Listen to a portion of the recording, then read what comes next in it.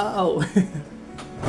Oke, halo hai, selamat datang kembali di Suara Kawan bersama gue Nafi di sini dan terima kasih udah milih video ini atau suara ini dan selamat mendengarkan. Seperti yang udah terus dalam judul ya, musik sebagai pelarian. Terus terang, gue bukan musisi, gue bukan pencipta lagu, apalagi penyanyi. Gue cuma penikmat musik yang gak selalu buat ngikutin tren, gak selalu update sama rilisan terbaru. Musik yang gue dengerin seringnya lagu-lagu yang lawas gitu, gak lawas banget sih, yang lama-lama gitu, yang udah lama gitu ya, bukan lagu-lagu terbaru gitu. Karya-karya dari musisi-musisi yang mungkin terdengar asing di telinga orang-orang di lingkungan sekitar gue. Tapi justru dari musik-musik itulah gue sering nemuin ketenangan, bahkan pelarian. Nah di episode kali ini gue nggak akan ngomongin teori atau sejarah musik. Gue pengen cerita tentang bagaimana gue menikmati musik dari kacamata gue atau dari kacamata orang awam, dan kenapa musik jadi salah satu ruang sunyi paling jujur dalam hidup gue. Belakangan ini tuh gue sering kepikiran, kenapa ya musik zaman sekarang terasa kayak kehilangan arah. Bukan soal genre atau trennya, tapi lebih ke rasa gitu.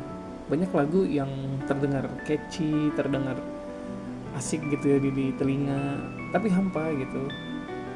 Seolah yang penting viral, bukan karena maknanya gitu. Beda banget sama lagu-lagu lama, bahkan tanpa tanpa apa video klip ya, tanpa gimmick-gimmick, tapi jiwa dari lagunya tuh tetap kerasa gitu. Ada emosi yang jujur, yang nyampe sampai ninggalin bekas gitu.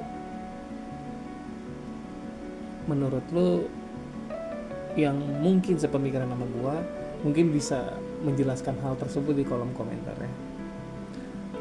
Ya beberapa orang sih bilang itu karena waktu gua dengerinnya tuh ada sesuatu hal yang membuat gue tuh seneng gitu, kayak mungkin waktu gue masih sekolah, mungkin waktu gue masih kecil gitu lah ya, gue bisa dengerin hal itu gitu. Kasarnya mah memorable ya gitulah. Nah mungkin beberapa dari lulu pada sempet ngalamin masa-masa dimana acara MTV di Global TV itu jadi sorotan banget gitu. Gue dan teman-teman gue waktu itu selalu nungguin tayangannya, bukan cuma buat hiburan tapi buat tahu lagu apa yang lagi trending setiap minggunya gitu. MTV waktu itu menjadi kayak semacam barometer musik nasional. Nah kalau ada lagu-lagu yang duduk di nomor satu, apalagi selama berminggu-minggu, udah pasti kita hafal dan percaya ini lagu bagus banget. Mau lu dengerin di kelas, di jam kosong, dinyanyiin rame-rame, di tongkrongan, malam-malam, musiknya itu lagi dan lagi seakan gak ada matinya gitu. Disetel terus. Dan bahkan pada saat itu mungkin ya ada yang bertaruh, ayo lagu siapa ini masih bertahan gitu di tangga nomor satunya gitu kan, paling nggak masuk 10 besar gitu kan. Itu menjadi suatu hal yang enak banget gitu. Jadi ketika kita beneran jam kos, kita bahasnya tentang lagu gitu, tentang musik gitu. Dan yang lebih berkesannya lagi, pada saat itu di zamanan gue itu internet tuh belum merata. Internet udah ada tapi belum merata ke desa-desa gitu ya. Dan iya beberapa teman sekolah gue juga udah ada yang bawa handphone gitu ya. Tapi ya internet waktu itu belum merata banget lah. Handphone sih udah support internet, tapi untuk internetnya jadi masalah tuh nggak nyampe gitu. Tapi anehnya lagu-lagu itu tuh bisa nyebar sampai ke pelosok desa cuma lewat TV, radio, dan dari mulut ke mulut. Seolah-olah si musik-musik itu tuh ada magicnya sendiri gitu, yang kadang gue tuh rindu banget gitu. Sekarang kan nggak ada ya barometer musik yang jadi acuan banget gitu. Ada sih sebetulnya yang bilang kayak gitu, tapi kan itu kayak nggak konsisten gitu jatuhnya, kayak gitu. Apalagi di radio, dulu di radio tuh ada yang ini cuy, mau request lagu sama kirim salam, anjir itu wah banget dah gitu. Dan lagunya selalu itu, dan musiknya selalu itu gitu. Kadang gue tuh cuma pengen tenggelam dalam situasi yang sepi. Mungkin beberapa lo ada yang tahu tentang lagu Sail Away. Seolah-olah beban pikiran tuh ikut hanyut terbawa dengan lagu itu, ngedengerin lagu Warrior Song yang tiba-tiba kekuatan kecil menyala dalam batin gitu.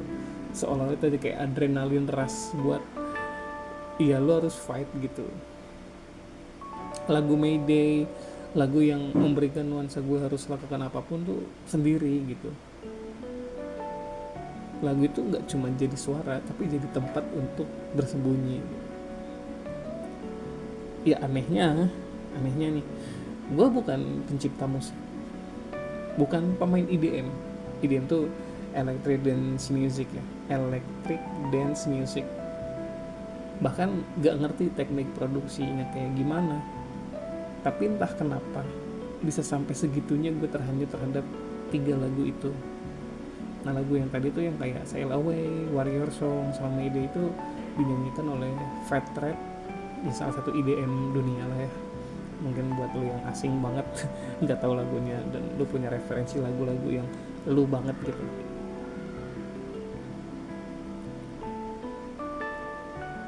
Mungkin karena musik itu bukan soal ngerti tapi soal ngerasain,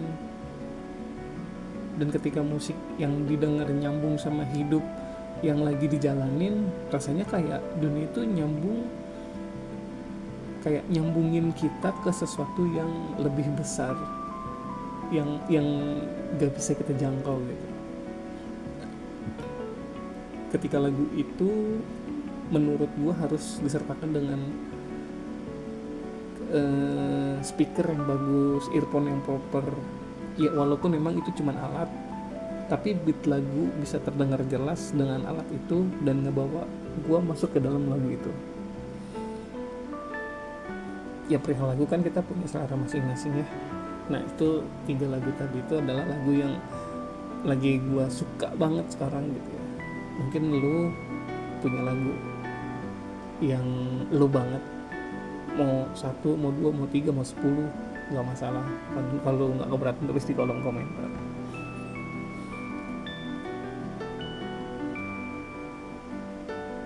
Dan ya gue ngerasa cukup cuma duduk sendiri, nyalain The Fat Rat, dan masuk ke dunia yang gak harus gue jelasin ke siapa-siapa gitu. Karena ya balik lagi, orang-orang gak akan ngerti.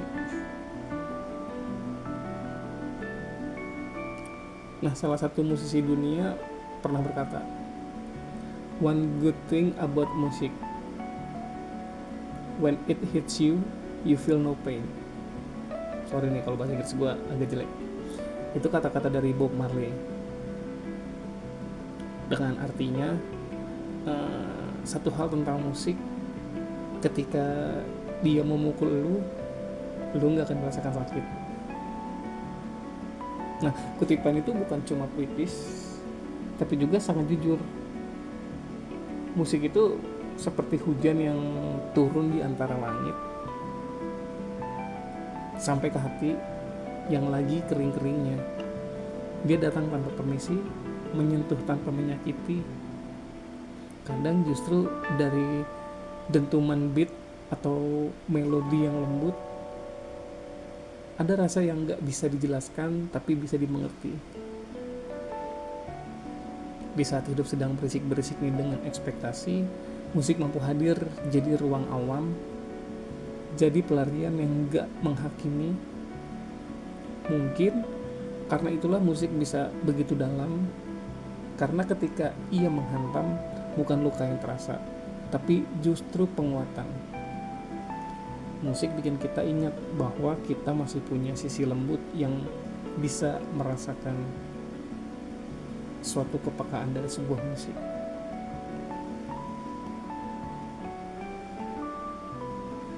Dan setelah apa yang gue ceritain barusan tentang kenangan, suara-suara lama yang masih nyangkut di kepala, dan lagu-lagu yang lagi gue dengerin dari The Fat Rat yang belakangan ini kayak ngegambarin banget perjalanan hidup gue, akhirnya sampai di satu titik pemahaman sederhana bahwa musik gak harus selalu dimengerti, cukup dirasain. Kita gak perlu jadi musisi, gak perlu jadi teori chord atau mengerti tangga nada. Kadang cukup jadi pendengar yang tulus, itu pun udah menjadi bentuk apresiasi yang paling murni. Makanya kenapa gue ngerti banget kenapa Bob Marley bilang tadi, karena musik itu bukan cuma soal tangga nada, tapi soal rasa.